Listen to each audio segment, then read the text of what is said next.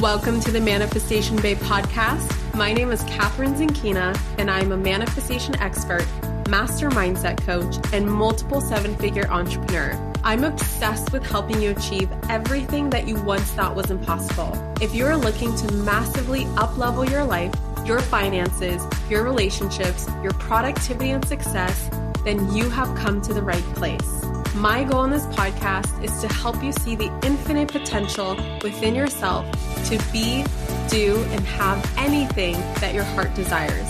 Think of this podcast as your weekly dose of mindset development to help you maximize who you are and where you're going.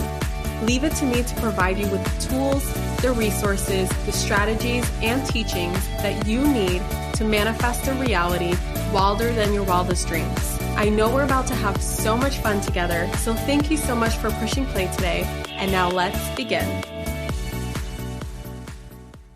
Hello, my beautiful souls. Boy, do I have an episode for you. So a couple months ago, Brennan, my husband, and I recorded an episode talking all about sex. So we talked about sex from our perspective, mostly as, a married couple and how we navigate all of the things when it comes to our sex drive, desire, balancing masculine and feminine energies, being comfortable around one another, et cetera, et cetera. Well, today, instead of just sharing my personal experience, I brought on a sex expert. And I know I like to use this word a lot, but let's go ahead and appropriately match it to a very well-deserved topic. This episode is juicy and we get very personal. And let me just tell you, I share things I never once thought I'd ever share on a podcast, which is always fun, of course. So I just have no filter. I'm super open, super transparent. I know that Brennan and I were super open and transparent with our last episode, but I just go on a whole nother level in this episode, which I hope you guys enjoy. If you guys don't know who Vanessa is, Vanessa Marin is a licensed psychotherapist specializing in sex therapy. She's here to help you stop feeling embarrassed about sex and start having way more fun in the bedroom. She has a bachelor's degree in human sexuality and sociology from Brown University and a master's degree in counseling psychology. She has written for the New York Times, Allure, and Lifehacker, and has been featured thousands of times, very impressive, in major publications like the Oprah Magazine, Harper's Bazaar, Refinery 29, and Real Simple. Vanessa specializes in online programs that help you transform your sex life from ordinary to extraordinary, all from the comfort and privacy of your own home through courses like Finishing School, Learn How to Orgasm, and The Passion Project, a couple's blueprint to rediscovering desire and reigniting the spark. She finds immense joy in spreading the message that we all deserve more from our sex lives. I agree. Vanessa and I will also be giving you guys a special link that she created just for you to go check out, resources that she created just for the Manifestation Babe podcast listeners that I know you will absolutely love. And you can find the link in the show notes as well, just in case you don't remember how we spell it out for you, what I'm about to say, and you're having trouble finding it. It's going to be linked directly in the show notes, but I'll also let you know that it's vmtherapy.com/manifestationbabe. All right. I don't want to take up any more of your time with this intro. So let's just go ahead and dive right in. Hello, Vanessa, and thank you so much for coming onto the Manifestation Babe podcast. I am so excited for this super juicy topic that we're getting into today. And I know it's going to help so many people. Vanessa, I'm so excited to have you here. How are you today? I'm doing great. I'm so excited to be here too. I'm just thrilled that you are willing to go there with your audience because you're so right. Like even just having the most basic conversation about sex really helps people because it's still something that we do not talk about. So I'm just so honored that you're willing to go there and that you're letting me come along for the ride with you. It's so fascinating. Like everybody wants better finances and everyone wants a better sex life. But for some reason, these are the two things that we just don't talk about.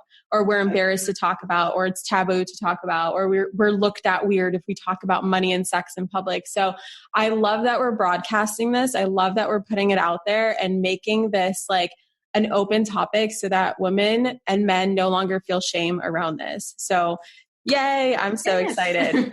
Okay, so you are a sex therapist. How in the world did you get into what you're doing today? Like, what's the backstory? So this whole career really traces back to my parents trying to give me the talk. So I don't know, did your parents ever try to give you the talk? Never ever once talked about sex with my mom. I never got the talk. It was just one of those things we don't talk about until she found out I was having it. And then I kind of got shamed a little bit of like, I wish you would have waited a few more years. Like, I wish you would have waited until you're 17 years old. And then I felt really bad about myself because I started when I was 14 and I was like, oh my God, I'm such a slut. You know, like all that societal conditioning starts coming in. So no, I didn't have any formal talks. So my parents, they tried, which I will give them some credit for. I know it's a hard thing to do, but our version of the talk was basically them asking me, well, you know, if you have any questions about, you know, they didn't even say the word sex. They just, you can ask us. And so I remember I was about 12 at the time. And I remember in that moment knowing, they're telling me that I can ask questions if I have them. But what they're really saying is, please, for the love of God, do not ask us anything right now. We don't want to talk about it. Yeah. And so I just remember even at that really tender age, like just sitting with that, like, why can't we talk about this? I actually do have a lot of questions. I'm really curious. I'm starting to hear stuff on the playground and from my friends. And so I really wanted to be able to talk to them about it. And I just was really struck by how uncomfortable they were. So at the age of 12, I had no idea that sex therapy was a career that I could pursue. But that moment just really stuck with me in the back of my head for years and years and years until I got a little bit older and started thinking about, you know, what do I want to do with my life? I just kept coming back to that moment of, you know what, I want to help people talk about sex and realize that it doesn't have to be embarrassing. It's something that we all do. It's a part of all of our lives. So why can't we just talk about it? And still to this day, that's really this, you know, the crux of everything that I do is just helping open up these conversations. I love that. That is incredible. What do you find, you know, amongst the people that come across your work and the people that you help, like, are most people pretty embarrassed about this topic? Like, do you feel like they hold themselves back from some of the questions that they ask you? Or do you feel like people have been opening up more and more as our society's kind of like, quote unquote, progressing forward? We definitely have made a lot of progress, but I think most people still feel this really central shame or embarrassment around sex and still struggle to, you know, maybe if they can talk about it a little bit more openly than they used to before, there's still a lot of things that they won't talk about or feel way too embarrassed to talk about. And, you know, particularly from women, because I work a lot with women with female orgasm, and I hear a lot from women, you know, I can't even talk to my closest girlfriends about this. And so I think that's a sign of how difficult it still is for so many of us. If even our best friends in the world, we don't feel like we can be fully open with them. Yeah, it's so fascinating, this topic, because I was someone who was like super embarrassed to talk about it with like my close girlfriends. Never in my life did I ever want to hear the words come out of my mom's mouth, because we just didn't. Now we have that relationship. Before, we just did not have that relationship. But me and my husband share a similarity. And we were actually those kids, like since like the age of 8 or 9 or 10, around there, like when we started like kind of like growing into puberty slowly but surely, we would find ourselves in the sex section of Barnes and Noble. And we would read every single book. And I remember taking books and like, you know, taking another book, but like hiding the actual book inside and sitting there for hours. I was so curious. And so was he. And we laugh about it so much because it's like, we wanted that knowledge and we were so curious about it, but it was like still that shame. And even now, like this is so funny. So I have bought a lot of books on like female sexuality recently, and I have them, like I read a ton of them, and then I have a bunch that I'm still like going through on my bookshelf. And so weird, but like my when Brennan and I were in Sedona like a couple weeks ago doing a launch. When we came home, the women who were cleaning our home like a couple of days before we got back, we scheduled a cleaning. They literally like organized all my sex books and put them on my bedside table. And I just like, and I was like, this is so funny. Like, this is so random. Slightly, I felt like a twinge of embarrassment. And it just shows you like there's still so much conditioning that needs to be undone. So I'm so excited to dive into this. Like, can we just like, let's pick a topic. Let's talk about, this one really came up for a lot of women that I polled this morning. I polled my audience and I was like, guys, your girl's interviewing a sex therapist for the podcast today. What do you want to know? Ask your most embarrassing questions. Doesn't matter. You're going to be anonymous. I'm not going to call you out. Like, it's okay. And libido came up for a lot of people, especially like mismatched libido, right? Like some women and men feel like, you know, I have an overactive sex drive and my partner doesn't have much of a sex drive, or I have a very underactive sex drive and my partner has a very overactive sex drive and I feel guilty about it, or they feel guilty about it. And it's just like, it's just never like, it never really aligns at the same time. Like, can you speak on that? Like, what is the deal? And can we ever like align ourselves to have similar sex drives for our partners? Yeah, that is such a great question. And that's something that so many couples are struggling with. And so the place that I always start with this is that it's really important to recognize that every single couple has mismatched sex drives. So we hear that phrase and we get really scared and nervous about, you know, compatibility and is this really going to work? But the reality is, you know, you're two different people with two different sets of needs and desires, and you are never going to find another person who wants sex at the exact same time, in the exact same way, you know, every single time that you want it. There's always going to be some amount of mismatch. So I think if we start there with just normalizing, hey, it's okay to have mismatched sex drive. I have mismatched sex drives with my husband, Xander, you know, just normalizing it. I think that takes away some of the anxiety and the shame and the fear, and then helps us realize, oh, there actually are ways for us to balance our needs with our partners. So we just have to start there. It's kind of similar to, you know, just in relationships in general, like we're fine with acknowledging I'm a different person from my partner. I have different needs from my partner. I communicate in a different way. I need apologies in a different way. I like to do different stuff for date night. Like, we don't get as freaked out about those differences. We just accept and acknowledge them and find ways to compromise. But with, you know, with sexual desire issues, because sex is such a taboo topic, we just get really freaked out and then we feel stuck.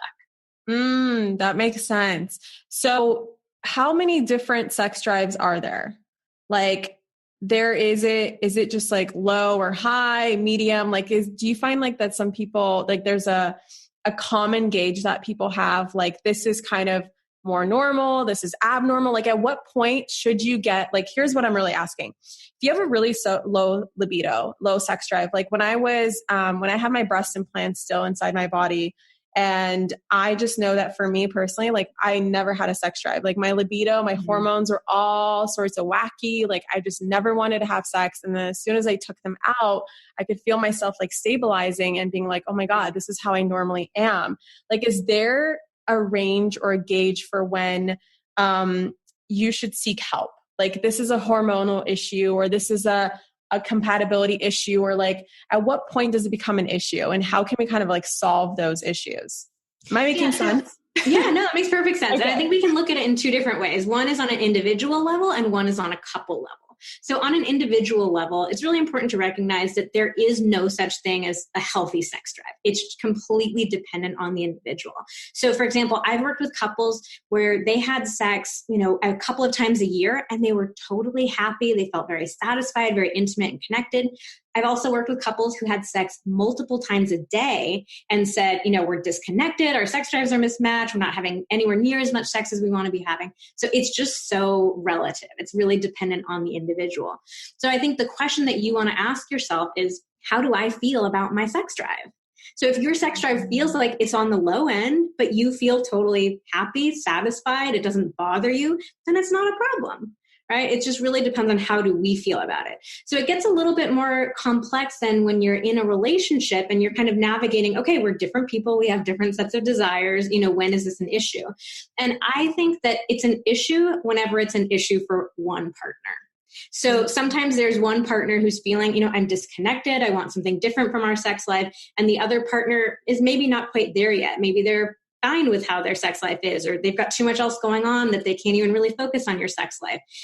So in that case, if it's bothering one partner, I think it's something that, we're partners, we're teammates, we're supposed to be working together on anything, that bothers us in our lives. So I think trying to look at it in that way. If it's bothering one person, then it's worth the two of you having some conversations about.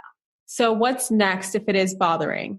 If it's bothering you, if it's bothering them, like what is kind of like the steps that couples can take from that point? Is it just like open communication and trying to figure that out, or should we seek outside help? Like, can you kind of speak on that? Yeah. So I think communication is always going to be the central aspect of it. And where you guys can really start is trying to figure out, what do we need to make our sex life feel healthy and satisfying and pleasurable and intimate to the two of us? And so again, it's going to be so different, for so many different couples. And I think a lot of times we tend to overly focus on the frequency aspect of it, but there are a lot of other pieces of it too. It's like, well, what kind of sex do we want to have? What sort of emotional connection do we want to experience? How do we want to feel before, during, and after sex? So if you take the fixation away from the numbers, because again, people just get so freaked out about that, and have those more general conversations about what do we want our sex life to look like? What feels really good for us? That can help open up a lot of spaciousness to realize like, oh, actually there are a lot of similarities in what we're looking for. Another topic that you might want to talk about is what gets in the way of you guys having that kind of sex life. So you mentioned like how many different kinds of sex drives there are, and there isn't really a question to that, but we can look at, with our sex drives, I like to think of them as having a drive mode and a reverse mode. So the drive mode are like, what are the things that actively get us going, get us interested in sex, wanting it? And reverse mode is, what are the things that actively get in our way? They're blocking us from having that. And so you can kind of look at those dynamics as a team and say, okay, yeah, what gets in the way of us having this amazing sex life? Is it that we're exhausted all the time? Is it that we're only leaving sex for the end of the night when we just want to sleep? Is it that we don't ever have any alone time and we're both just feeling really overwhelmed? We don't want to have more connection. Is it that our bedroom doesn't feel like a very sexy place? We don't feel turned on in it. So there can be tons of different answers, like ranging from logistical to emotional, relational, all kinds of stuff. But if you can take that sort of teamwork approach, and it's almost like you're little investigators trying to discover like, what is it that's getting in our way? And what are the things that get us going? So those are fun answers too. Like, yeah, if I get to take a bath, I get really in the mood after that. Or if you do some chores, that really turns me on. If you initiate by just giving me a massage rather than us talking about intercourse, that gets me going. So it's like, there are a lot of different answers that we can uncover in both of those realms that we can then work together as a team to create. Yeah. I feel like it's both partners getting on board and like treating it like a game. Like I see it very much like a game of like, does this work? No. Oh, this is too much. Oh, okay. Gotcha. Oh, not enough. Okay. Gotcha. And just like trying to figure out, and like, it's like this person has, pieces of a puzzle and this person has pieces of a puzzle, and trying to figure out which pieces go together to get that like match where you do have like everything aligns perfectly. Right. And there's enough desire and enough libido and enough everything for you guys to have sex. Like I really see it as a game. And just speaking from experience, my husband and I discovered like so much of this, like what gets me going, what, makes me go, hell no. Right.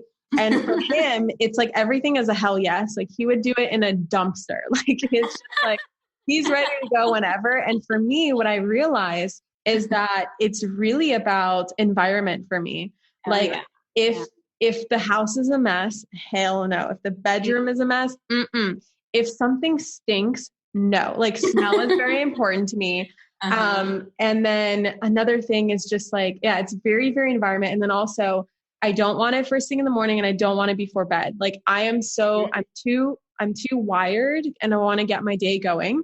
Yeah. And then at night, I just want to go to bed. Like, some couples, they can finish watching TV together in the evening or doing whatever activity it is, or finish like a hot date night. And then they go to bedroom, and then they have sex, right? For me, it's like, I found that my perfect time is the afternoon, because the afternoon is when I give myself a break from work, and it's like way in advance of me being too tired.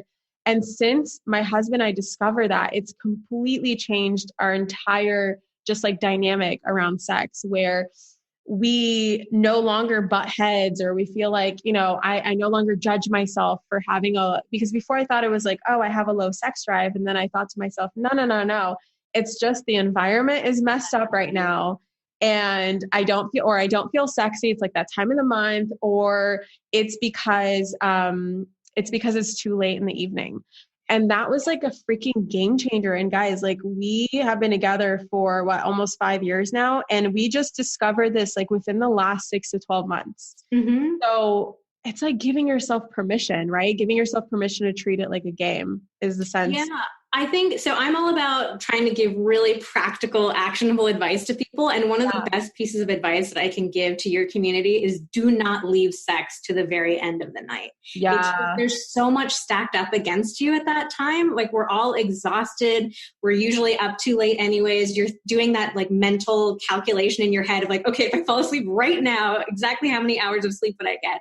And it's too much. There's no way that you're going to feel this wild, passionate desire to be intimate with your partner. Or if you are, maybe it's like, okay, we can do like 30 seconds and then I got to go to bed. Like, it's just not a good environment at all. So don't save it to the end of the night. Prioritize it earlier in the day. But I love what you're saying too about it being a game, because I think that too often a lot of us get into this really perfectionistic mindset around sex. Like we just want to have this really hot, crazy good sex life that takes no effort whatsoever. It just magically happens. It's magically perfect. And I think a lot of people, women in particular, we put a lot of pressure on ourselves of like, oh, I should have this all figured out. I should know exactly what I want, be able to tell my partner exactly what I want. And I think the reality is that we don't ever know that. Like, I really do like to think of sex as a playground, of something that we can constantly be exploring and learning new things about ourselves and our partner. And so if we can take that pressure off of ourselves of like, it's supposed to be perfect and everything just works, and instead take this more experimental mindset, like, let's try this. Okay, that didn't really work so well. Well, let's try this instead. Ooh, that worked way better. It's more fun, and you're going to actually uncover all of those things that you want to know about. What does get you going? What does feel good for you? What does make you feel connected? So yeah, treat sex as an exploration, as a game that you guys can play together rather than something that you should have all figured out already. Yeah. Does the same advice pertain to like solo sex? Because I know not everyone is in a relationship, or not everyone is open. Like I had a couple of people saying like, I'm saving myself for marriage and I'm getting married soon. So I'm a virgin, never had sex with a partner. So like in terms of solo sex, does the same apply? Like, do you treat them the same as well? Absolutely. And I think this is a particular topic that people do not talk about. So I'm so glad that you asked this. But I think that, so most of us, masturbation is a huge topic in general that brings up a lot of discomfort for a lot of people. And so I think, we're all taught to be kind of ashamed of it. And so what happens is, for the people who are brave enough to even try masturbation in the first place, it's like you figure out what you like, what works for you, and then you just stick to it and you just do that. And a lot of times we subconsciously put this pressure on ourselves to just like get it done as quickly as possible, because there's like lingering bits of shame of, oh, I'm not supposed to be doing this, so let me just hurry up and get it done as soon as I can. And so what happens is that we just keep masturbating in the exact same way over and over again every single time. And basically what we're doing is training our bodies and our brains to only respond to that kind of stimulation. And so then we get into a relationship with a partner, and of course they're a different person. They can't touch us exactly how we touch ourselves. And so you don't feel as sensitive. You're like, oh, I don't really like that. My partner's not doing the right thing, but I don't know how to even describe to my partner what I like to do. So it can create a lot of issues for people of all genders, where your body just doesn't become as responsive as it would normally. So it's so important to really kind of mix things up on your own. Like we say that advice to couples all the time, like keep it spicy, but we have to do that with ourselves too. So it'll help your body be more responsive, and it'll help you learn more about yourself, realize that there are so many different ways you can pleasure yourself, not just that one old reliable standby technique that you have. And it's just more fun in general too, if we can take our time with it and make it an experience that's like fun and enjoyable. Like I like to compare it to, if you're with a partner and they're just rushing through things, just trying to get to the end as quickly as possible. Like most of us would say, don't really love that unless it's like the rare, fun little quickie. But, we don't want to do the same sort of thing to ourselves where we're just like, just get it done with, get it over with. Like, what would it look like if we could slow down and enjoy the process, enjoy the journey? Yeah. And there's so much variety out there. Like, just sex toys in general. Like there's such a variety. There's such a variety of things that you can do. So like, I really love what you said of like just relying on that one technique or that one way or that one, time of day that you do it or whatever it is for you. I love that you mentioned that because that's something I realized early on is that I got used to one certain way. Mm-hmm. And like, then when it would be like partner sex, if they didn't do it that one certain way, I would never have an orgasm, like ever, ever, ever.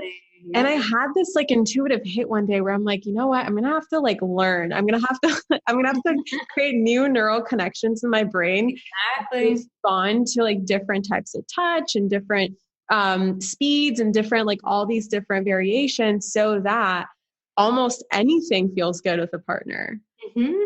Yeah, exactly. It's really great that you just stumbled upon that on your own because it's something that freaks a lot of women out, when they get with a partner and it's like, yeah, nothing feels anywhere near as good. And it's just that you've trained your brain and your body to respond that way, but it's not a permanent thing. It's not like you cause permanent damage. It just takes some time and practice and exploration. So a super practical tip that I like to give here is don't use any one technique more than like 50% of the time.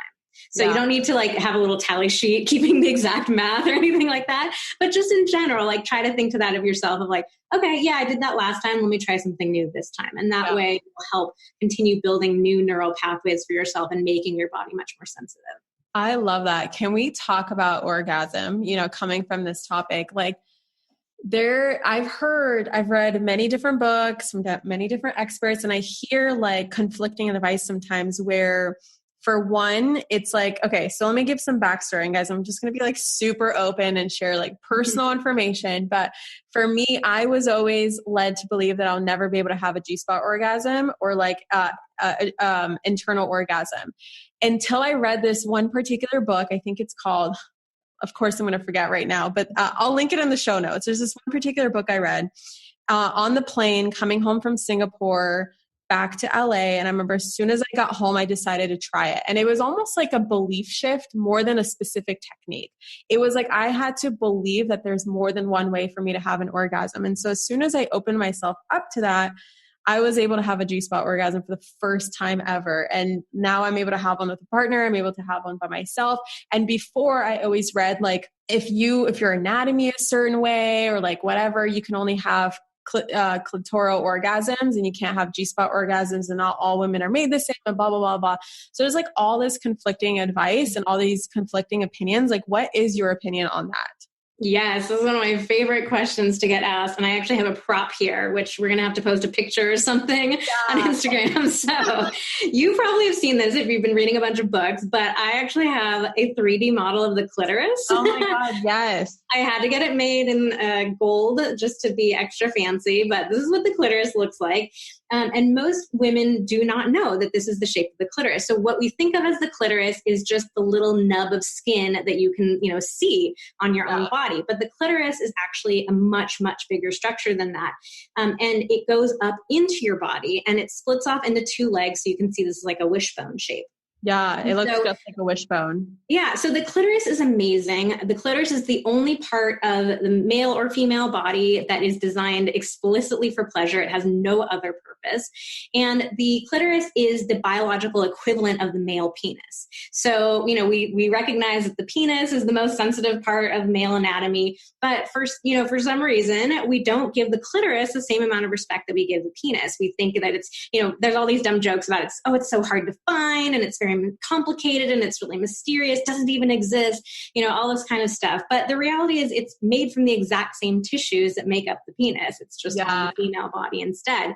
So I always like to start with the clitoris because this truly is the center of the universe for female pleasure. It really all comes back to the clitoris. And it gets me super fired up that we don't give it the same amount of respect that we give the penis. Like we don't, you don't see all these Maxim articles for men about how to have an orgasm from your testicles or from your butt cheeks or stuff like that, right? Yeah. But for women, we have all this now you have to have a G-spot orgasm and an energy orgasm and a nipple orgasm. And it's so my perspective is it's great to explore any part of your body. You can feel so much pleasure in any part of your body. And if you can be open and curious and excited, that's amazing. But if you're a woman who struggles with orgasm, who has never had an orgasm before, you have to start with the clitoris, because that's the part of your body that's designed to make you feel pleasure. And so when it comes to the G-spot, it is a really controversial topic. You'll see some doctors and researchers saying the G-spot doesn't exist. Some say that it does. It's, there's all this mystery built up around it.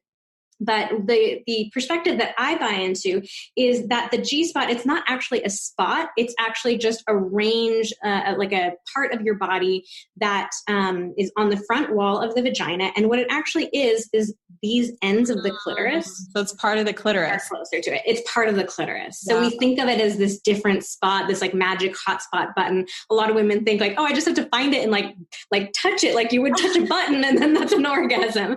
But it's not. It's just the other end of the clitoris. And so it's harder to stimulate because in order to stimulate these ends, you're going through the walls and the muscles and the tissues of the vagina rather than directly touching it the way that you can with the external parts. Yeah. So, so it can feel good for a lot of women. For some women, there's just too much tissue and, muscle in the way to be able to feel much sensation. But again, like my belief is if you're struggling, go to the clitoris first and let's give the clitoris all the respect, all the love. Let's stop all this BS about how it's hard to find and it's so complicated, because it's not. Once you've mastered that, then explore other areas of your body, get curious, try new things out. It's amazing. You can feel pleasure in your elbow if you want to, but start with the clitoris first. I love that. Okay. So for women who've never felt an orgasm before, because I know there's some of you out there. A lot more than you would realize. Really? Can we talk about that? More. I mean, there are no great estimates out there of how many women, but I would estimate that anywhere from like 20 to 25% of women have never had an orgasm. No way. Yeah. And I wouldn't be surprised if it was much higher than that, because this is something that it's so hard to talk about. This is where that comment of I can't even tell my closest girlfriends comes from most often is, so many women who say, yeah, all my girlfriends can orgasm. I'm the only one who can't. I'm too ashamed or too embarrassed to admit it. So I've heard so many stories of women who will say, I finally got the courage to tell my girlfriends that I have never had an orgasm. And all of them cried and said like, I haven't either, but they'd been friends for years and been telling all these stories of, oh, I had this crazy orgasm last night. And oh, it was so amazing. I had multiple orgasms. So we feel this pressure to, even with our closest friends, to say that we have. So I think that there are so many women out there struggling with it, but who have never told a soul. Wow. So what are your tips for them? Do you have like a step-by-step process on how to have your first orgasm? Yes, I sure do. So I think we're going to put together a little page for your community at vmtherapy.com/manifestation babe. And so I will put some guides that I've written for my step-by-step techniques of exactly how to do it. But we can do a little quick recap right now, which is masturbation. Masturbation is going to be the absolute best way. So a lot of women who've never had an orgasm will, they'll do one of my courses and they'll say like, oh, I just want to learn how to do it with a partner. But I really believe that we have to start with ourselves first. And we have to learn our own bodies, what brings us pleasure. And truly learning how to make yourself have an orgasm is one of the most empowering experiences that you will ever have. So it's something that every woman should experience. And I think, so the issue that comes up with masturbation is no one ever teaches us how to do it, right? So you can find articles online that'll tell you, masturbate. But nobody ever gives you specific instructions. So that's why it's really important for me to actually break down the process. I created an entire course called Finishing School that really walks you through an exact step-by-step, do this, and then you do this, and then you do this, to make it really super clear. Because I just hate that you see so many, vague and generic articles out there saying, just masturbate, just explore. We need a framework for how to do it. Totally. I love that you created a step-by-step, because people like me would be like, oh, everyone knows how to do it. You just do it. Right. But it's so true. We can't ignore the people who are silent. They're just silent about it, but they're struggling with it. And it's a real struggle. And something that I share in my courses is called Orgasmic Manifesting, which is using your orgasm to propel energy into your desires. And I swear to God, ever since I started practicing it about 2 years ago, it's one of my go-to strategies. But if you've never had an orgasm, it's kind of hard to do the orgasmic manifesting part. So I love that you created a how-to PDF, which by the way, guys, the link I will put in the show notes. So what did you say? It's vmtherapy.com/manifestation babe, right? Exactly. Yeah. And I'll put a whole bunch of free goodies and information about all of our courses and all kinds of stuff there. Freaking amazing. Okay. So let's say we've been able to have an orgasm on our own, but for some reason, when we're with a partner, we get in our own heads and we just can't seem to bring ourselves to relax and to do it and to experience it and receive. Like, what is going on in that scenario? And can you share any tips for the women who can do it on their own, but not necessarily with a partner? Yeah, so that is something that I can definitely relate to because I was having that struggle for a very long time myself. I figured out how to make myself orgasm, but there was about 10 years where I couldn't orgasm with a partner. And it was so frustrating because it was like, how can I do this on my own? And it's so easy on my own too, but it's so challenging with a partner. So I totally get it. I understand these frustrations. So there are a bunch of different things. One is what we talked about already, which is exploring different masturbation techniques. So if you've been using the same technique over and over again, and that's what happened for me too, then that makes it a lot harder to reach an orgasm with your partner. So explore different kinds of techniques. And the second one is to then show your partner what it is that you like and what works for you. Yeah. So I think, especially with us women, you know, a lot of us have these kind of fantasies in our head of a partner who just knows what to do and just does it all and it's perfect and wonderful. But the reality is, like, you know, nobody can read your mind and all women are so unique. So, you know, there's not like, yeah, your partner just can't magically know exactly what it is that you want. And so I think it stirs up a lot of maybe the same kind of themes that come up for your clients around like not feeling like we deserve it, not being comfortable asking for what we want or putting it out there, allowing ourselves to kind of be the center of attention. So maybe doing some work with you also helps clear up some of those blockages, but just recognizing like it's okay to talk to your partner about what you like, to show them what you like. Maybe you masturbate for them, the two of you masturbate together, you talk to them about what you like, but that's another great tip as well. And then the third one is specifically for women who are in relationships with men. I think the way that we've been taught to have sex really prioritizes male pleasure. Yes. And we get taught that, you know, we're just supposed to like go with the flow and let him do what he wants. And so there are so many women out there who aren't taking any sort of action or taking ownership of their pleasure in the moment. And they're having really boring, really unpleasurable sex. And so it comes down to recognizing like it's important for us to prioritize female pleasure too, to give it as much priority and emphasis and time as we give to male pleasure.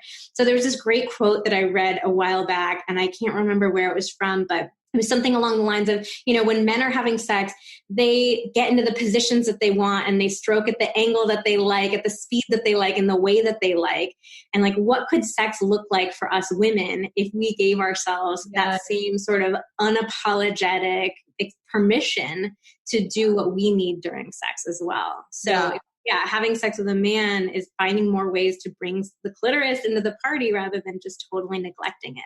Yeah, I think it's such a great parallel to like life in general. There's a lot of people out there who just don't feel worthy or deserving of what they want. And it's like, it's something that can either start in the bedroom and then, you know, cover other areas of your life, or it could be something that starts in another area of your life and then comes into the bedroom. But like either way, you have to like come to a place where it's like, no. I get to have what I want and I'm just as worthy as my partner. And this is a partnership, right? It's a partnership, right? So it's both of us together, you know, regardless of who you are, male, female, male, like both of you are in it together. Both of you are 100% in it. So both of you deserve to experience the level of pleasure that both of you deserve. And I think it's so important, you know, like it's very interesting because I had an interesting experience myself where I learned this, which was, like, for instance, I've been with both men who are circumcised and men who are uncircumcised.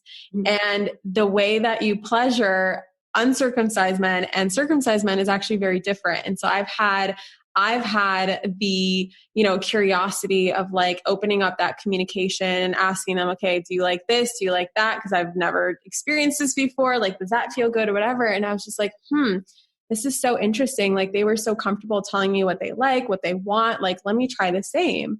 And then opening up that channel of communication, it was just such a game changer. And I learned like from my relationship with my husband he's like, listen, men really do want to know how to pleasure you. Like they want to make you happy. They want to please you. It's part of that like masculine energy within them. They want to see that feminine, like radiant and glowing and happy and excited and in her pleasure and in her divine essence. And so it's really just about like recognizing that both parties want you to be pleasured.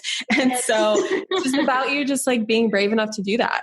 Yeah, that's a great point that you bring up. I mean, so many of us really struggle with allowing ourselves to receive and to take up space inside and outside the bedroom. You're totally right that, yeah, there's stuff that affects us in the bedroom leaks out to the bedroom and vice versa.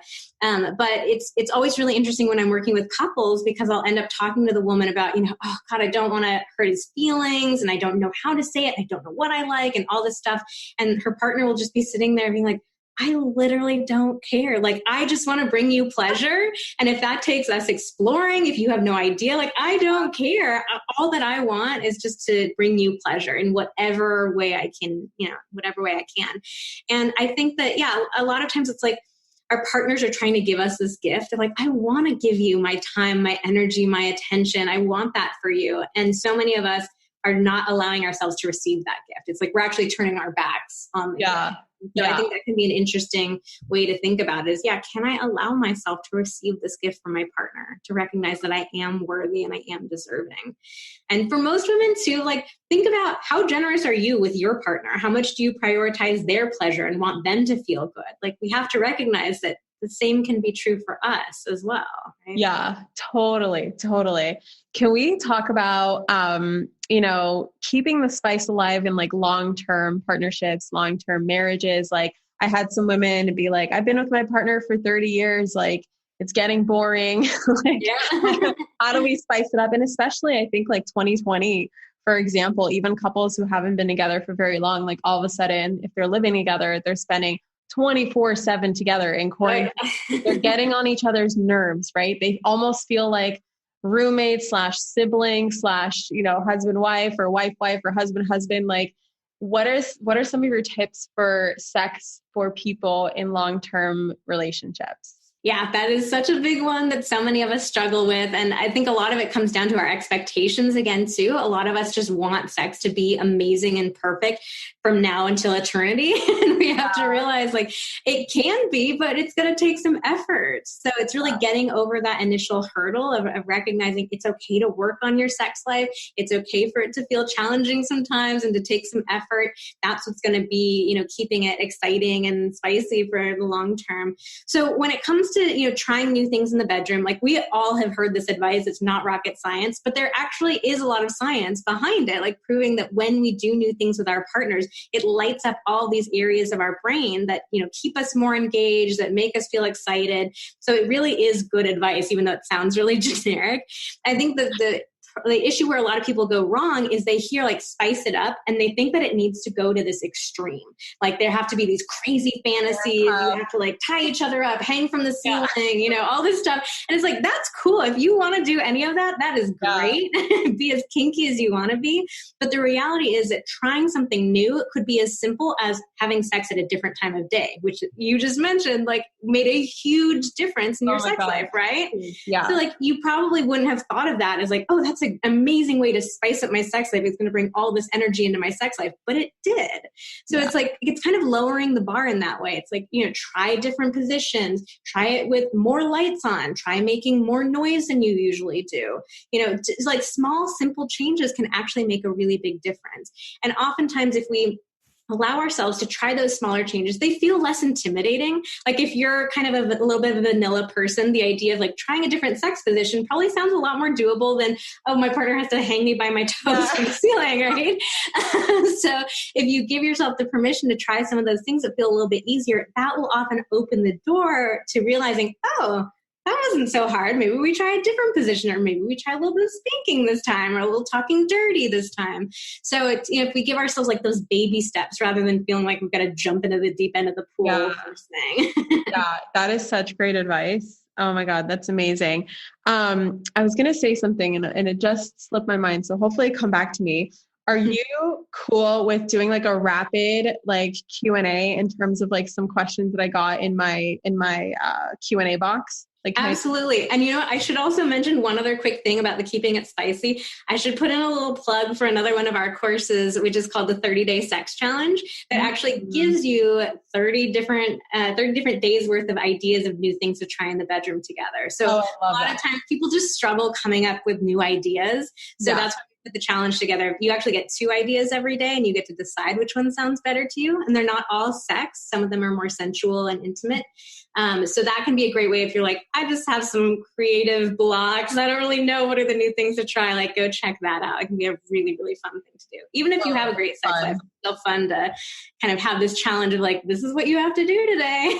Yeah, I love that. I'm going to check that out myself. That sounds amazing. Yeah, I find that like, if you just like go to Google, they're just going to be like, use handcuffs or buy this or buy this or buy that. And it's just like, the creativity goes beyond that. Like it definitely goes beyond that. Something that popped back into my mind actually that I wanted to share is that I found that when my husband and I are the most annoyed with each other and like on each other's nerves is when there's actually the most sexual tension built up between us. Ooh. We just realized that I'm like, just get in the fucking bed. Like, we'll just do this. Like right afterwards, it's like every single problem we had just solves itself. Because all of a sudden he has a release, I have a release, and we just come back into harmony and we're able to like talk to each other in a completely different tone, or we realize that that big problem that we thought it was so big and so impossible to solve is literally not a problem. And so I noticed like, just like from my personal experience to share with anyone who's just like getting really annoyed with their husbands or wives. And it's just like, you're in close quarters together and you're just like, fuck you. Like, try having sex. Like just try and see if that's something that can help alleviate some of that, like, that angst. Okay. I am going to just spit out some questions that I got from the babes. Someone asked, how do you any vaginal care routines? And if so, how often? Ooh, this is a great question. No, do not do anything to your vagina. This is, we as women, we have been taught from a very young age that our vaginas are kind of weird. They're like icky and smelly and gross and dirty. And so there is a multi-billion-dollar industry all around, different douches and washes and scents and all. They're like masks now, like all kinds of stuff. The reality is your vagina is self-cleaning. She does an amazing job of keeping herself healthy and safe and wonderful. The best thing that you can do for her is just don't put anything up there. Don't wash her. Don't, any sort of thing. You can really irritate actually the walls of your vagina. You can disrupt your pH. So the best thing you can do is just like wash with warm water and maybe a little washcloth. That's all you need to do. Good advice. And then someone asked, what about smells? Like, let's just say that you leave your vagina alone, but there's a strong smell. If there's a really strong smell, it's definitely something you might want to go check out with an OBGYN, because odors can be a sign that there's an infection or an irritation going on. And it's often really, really simple to solve. So if it feels very different from what it usually smells like, then definitely go check it out. On the other hand, though, like I was just saying a moment ago, we are taught to believe that our vaginas are really smelly. So most women feel super self-conscious of like, oh, it's just kind of gross and icky. And the reality is that's just our natural scent, and it's perfect and beautiful and wonderful, and very similar to what we were talking about how guys actually really do like to pleasure women. Guys love the smell of your vagina. I swear to you, there's an industry where women sell their used underwear because guys like the smells of vaginas so much. So definitely not something that we need to worry about. Like as long as you're washing yourself, there's not any infection. Like, you smell perfect, I promise. I love that. That's so true and so funny. Oh my God. Another question I have here is, can every woman squirt? And if I can't, is there something wrong? Oh, these are such good questions. Oh, they get juicy. Squirting, literally juicy. Right? So squirting is really interesting because it's actually become a little bit of a trend. So even as recently as 5 years ago, I was getting emails from women saying, I squirt, it's so embarrassing, I hate it, how do I stop doing it? And now it's like become this trendy thing and everyone's desperate to do it. So now my entire inbox is like, how do I squirt? How do I squirt? For men, how do I make my partner squirt? So with squirting, It is something that you can learn how to do. There are some women who just kind of naturally do it. Some women where you have to learn how to do it. We don't have any great data on are all women capable of doing it. So I just like to think of it as, if you feel genuinely curious and excited and want to explore, sure, go ahead and explore. Just know that there's a high likelihood that you might not ever be able to do it, but don't do it because your partner's pressuring you to do it, or you feel like it's this new benchmark that you have to live up to. Yeah. Because it's not. It's just a simple body function. Our bodies can expel fluid just in the same way that men's bodies expel fluid. The other thing to know about squirting is it's not the same as an orgasm, and it's completely separate. So you can orgasm without squirting. You can squirt without orgasming. So if it just feels like it's a way that you have to perform, which I think for the vast majority of women it does, yeah, you just forget about it. Yeah, that was always my perception of it. And I love what you said, like, just because it's on Cosmopolitan cover of how to squirt doesn't mean you got to do it. There will be some new trend in a couple more years too. It'll be like, I don't know, how to have I don't even want to guess. How to poop at the same time as the orgasm. And if you can't do that, there's something wrong with you. I love this. Vanessa, do Kegels really work? Someone asked that. Yeah, so Kegels do work. What Kegels are is an exercise for your pelvic floor muscles. And so your pelvic floor muscles basically like hold everything in place in your pelvis. They're kind of like a hammock in your pelvis. And so just like any other muscle, like I can do bicep curls and strengthen my bicep, you can do Kegels to strengthen the Kegel or the PC muscles are what they're called. So they can be really great because they contribute to your core strength. They can help with incontinence issues for women. They can definitely affect orgasms. So they can, if you have stronger muscles, it can make it more likely that you'll reach orgasm and make the orgasms themselves stronger. So there are a ton of great benefits to doing them. The only thing that you need to watch out for is if you already have any sort of sexual pain, which this is another interesting little tidbit.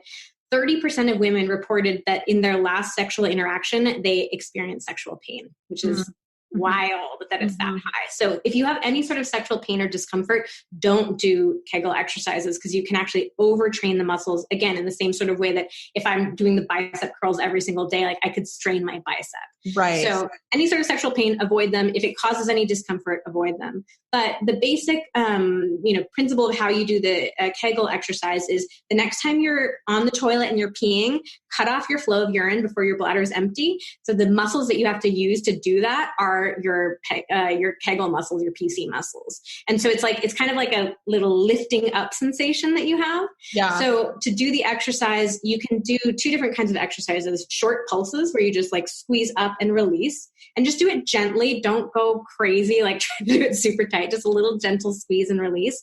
And then you can do these longer holds where you sort of imagine that there's like a little elevator in your vagina and you're like slowly pulling it up. I'm doing it right now. I can't ever describe it without doing it in the moment. So I'm doing one right now. But you imagine a little elevator like traveling up your vagina, hold it at the top for like a second, and then slowly release it back down. And over time, you can work up to, when you get to the top, kind of holding it for a couple of seconds at a time and then releasing. So you can do that, do like 10 to 20 pulses, 10 longer holds once a day. That's it. I know there's a lot of like talk around it in terms of like after giving vaginal birth, like for women strengthen their PC muscles again, like Kegel exercises are very, very good for that. And they even have like, I was watching some, because I'm like planning for like the not too near future, but near future of like becoming a mom. So I've been watching a lot of like vlogs and stuff. And I've been literally learning. I'm one of those people that just researches the hell out of anything that's relevant to her life. So like birth is very relevant because at some point in the future, I'm going to give birth. And so I've been just like watching other people give birth and like what is sex like after birth and just like going into all the things. And one of the things I saw is one woman recommended there's this like almost toy that you insert. It's like a thing they insert inside and then it comes with an app. And the app literally it's like a game that you play with. With doing Kegels. And it's like when you want the character to jump or something, you squeeze and it's just it's so cool. Yeah, I had it and I got totally addicted to that. I was like, oh my God, this is so much fun. So the toys and the apps are nice because it gives you real feedback about like how hard are you squeezing and how long are you holding, and it makes it fun. I found that I used it for like a couple of weeks and I was having a lot of fun, and then it just I kind of lost interest in it. I was like, I don't want to be doing this every single day when I can just do the exercise on my own. So if you don't have the money to spend on it, it's totally fine. You don't need it. If you want to have like a fun little splurge, a toy like that can be a lot of fun, but you definitely don't need it to do your exercises. I love it. Let's just do 2 more questions. One is actually, it's more of a theme that I'm noticing in here. Like, for instance, I'll just read one. WTF is up with my shocking subconscious fantasies about abuse and unwanted conception. Like, I've seen some women talk about like, I'm having these crazy fantasies of things I never want in real life, never would want to experience in real life. It's not an actual desire in real life, but for some reason it gets me off. Can we talk about that? Yeah, absolutely. This is like a super common thing that comes up too. So the important thing for us to realize about fantasies is that they're just that, fantasies. They are not secret signs of what we actually want. They are not, like directives of we must do this in our real life just because we were fantasizing about it. They're just things that we like to play with in our heads. And oftentimes the things that in our real lives we never would do are the things that in our fantasies are kind of fun and exciting because it feels taboo. Yeah. So, a great example of this is a rape fantasy. A rape fantasy is one of the top 3 female fantasies. No way. It doesn't mean though that there are millions of women walking around actually wanting to be raped. I don't think there's single woman out there who actually wants to be raped.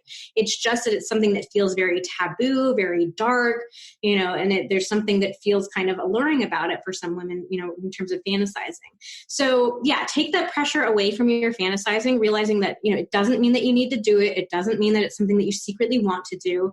And then from there, like, just see how you feel about your fantasies. So if you realize like, I can play around with, like, a great example is a lot of women fantasize about being with another woman. That's totally fine. That's really normal. If you enjoy doing that and you hear me saying like, okay, that doesn't mean you need to now go hook up with a woman. Maybe that helps you realize like, I do actually kind of have fun fantasizing about that when I masturbate. Go for it. But there may be certain other circumstances where a woman thinks like, I don't really love that this is something that I'm fantasizing about. And even if you recognize like it's normal, it's okay, there's still some discomfort there, then you can wean yourself off of fantasies too. It's actually really similar to what we talked about trying different masturbation techniques. You just need to explore different things and try masturbating without it. And you will gradually build up those neural pathways so that then you don't need it anymore. I can speak from experience. There were fantasies that I've had where I'm just like, I can't, like, I had a go-to fantasy that just became such a distraction. And it's like, why is this the only thing I can think about that gets me off? And so it took some time, the next time that I would masturbate and like force myself to think about something else, of course it would take 10 times longer. Exactly. But as long as you're patient with yourself, you will find yourself like taking a break and like able to switch things around in your mind. And the more often that you do it, as you said, like you're going to find yourself getting off of different scenarios or different things much faster if you just be patient with yourself with that like length of time that it might take you to get there. Because I think some people give up too quickly. They're like, shit, this doesn't work. Now it's taking me an hour to orgasm. Like, no, keep going. Keep going. Your brain will adjust. It just can feel really scary at first. You're like, oh my God, I've ruined myself for life. You have not, I promise. I love it. Okay. Last question that came up a lot is how to be comfortable with myself naked, or like just women feeling self-conscious in general in the bedroom. Like, what is something that we can do, or do you have any advice for us to remedy that? Oh, this is such a central thing that comes up for so many women, isn't it? I think that for me, where I start with this is recognizing that we were not born feeling ashamed of our bodies. Mm-hmm. We were taught to be. Yeah. And it is so fucking profitable to make a woman feel bad about her body. There are so many things that you can sell to her, so many hoops that you can make her jump through if she feels badly about her body. Mm-hmm. And so I'm like any other woman out there. I've had my own body confidence struggles. I don't have a perfect body image. I'm not like, 100% of the time walking around feeling amazing. But when I get into those challenging spots for myself, I think about that. And I think about, God, this is bullshit. That we've been taught to believe that our bodies need to look this like very specific way. And I also think about like all of the energy and the time that we spend worrying about our bodies. What could we do with all of that if we funneled it into something different? Like, we would run the world. Really would. Yeah, there's so much more that we can do. So I think it ties into these much bigger conversations about like oppression and, and sexism and all kinds of stuff. So that's my like really big answer. So get yourself fired up about that. And then I think kind of the more practical day-to-day stuff is doing things that make your body feel good. It's trying to develop a better relationship with your body by taking care of it. And so I think, I'm not talking about like exercise so you can lose weight, but is there a way of moving your body that feels genuinely good for you? Is there a place that you like to go to, or taking baths, or just sitting out in the sunshine? Like, is there something that you do that makes you feel connected to your body and relaxed? I think a lot of times we want to get into the bedroom and just feel this perfect, unflinching confidence, but we don't do anything in our day-to-day lives that actually connects us with our body and gives us a healthy relationship. So it's really finding like, what is something small that I can do for my body every single day to show my body that I love it, I care about it, I want us to have a good relationship. And then I guess the last little thing that I can say is that we've had this theme running through our podcast today, but also recognizing that your partner thinks your body is 1,000 times sexier than you think it is. Like everything that you even, hate about your body or dislike, your partner probably thinks that that's actively sexy. Yes. So it's also being able to recognize like nobody is ever judging you the way that you're judging yourself. So I have a really funny example. Actually, there was a few years ago that Xander and I were having sex, and he said something like, it's like, oh, your butt is so cute at this angle. And I was like, oh, thanks, babe. And he's like, yeah, you have these like really hot little dimples on it. And it took me a second, and I'm like, you're talking about cellulite. Like that's cellulite on my ass. And he's like, oh, I didn't even know what that was. Like, I just think it's super hot that you've got these like really cute little dimples back here.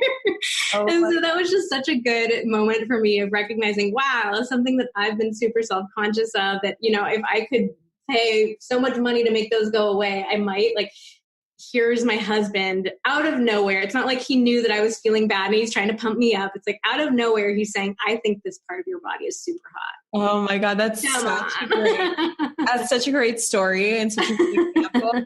Like I could literally be, and I love what you said because it's so true. Like I learn a lot from my husband and he's just so incredible. And I just like observe him sometimes and it's so true. I could literally have like breakouts all over my face, like put on 5 pounds, be super bloated, PMSy. I take off my robe and he just gets a boner instantly. Yep. And I'm ready to get in the bed. Like, and I'm just literally like, no, like I look like shit. And, and I find that it all comes down. I love that you mentioned like, how can you take care of your body?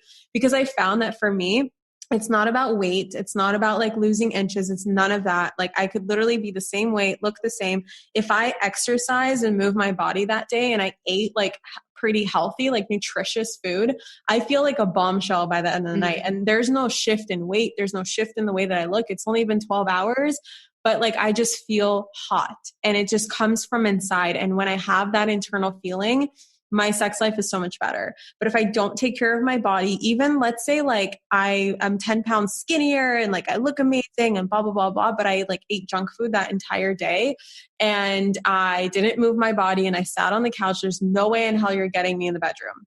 There's just no way in hell that I feel good about myself, even though I might look better than some other point in my life. So it's just fascinating.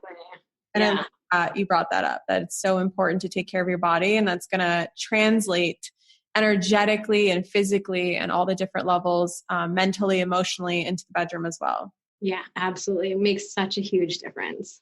Well, Vanessa, thank you so much for coming onto this podcast. For anyone, you mentioned the special website that we're going to link for the show notes for all the resources and awesome courses and stuff that you offer. But besides there, do you have anywhere else where we can find you on the internet, take your courses, learn more about you, all that good stuff? Yeah. So my website is at vmtherapy.com. And again, at the /manifestation babe, we'll set up a ton of fun stuff for all your audience. And then you can also find me over on social. Instagram's my favorite platform. So I'm at Vanessa Marin Therapy over there. And I do daily stories with different tips and advice. And I take questions and answer them and all of that. So I would love to connect with any of your community over there. Amazing. And guys, for those of you listening, I really challenge you to be uncomfortable, be comfortable being uncomfortable, and really explore this side of your life just on another level deeper. Like, let's say you're already open about sex, like just go a little bit deeper, or just go a little bit further, or just get a little more comfortable with it. And one way that you can do that is take a screenshot of this episode right now and tag both Vanessa and I, and just share it with somebody that you love. Share it with your audience, share it with your partner, share it with a girlfriend, share it with whomever. But just share it. I know we talk about sex and we talk about a lot of personal things here, and it's going to bring up things for you as well.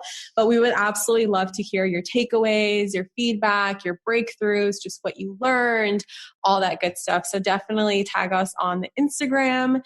And that is that. Thank you, Vanessa, so much for coming on. I truly appreciate you taking the time and educating us and sharing your amazing tips with us. Thank you so much. It's truly been an honor. I really appreciate being able to speak to your community. So thank you for taking the time today too. Yay. And for the rest of you guys listening, I will catch you in the next episode. Mwah. Bye. Thank you so much for tuning into today's episode. If you absolutely loved what you heard today, be sure to share it with me by leaving a review on iTunes so that I can keep the good stuff coming your way. If you aren't already following me on social media, come soak up the extra inspiration on Instagram by following @ManifestationBabe or visiting my website at manifestationbabe.com. I love and adore you so much and can't wait to connect with you in the next episode. In the meantime, go out there and manifest some magic.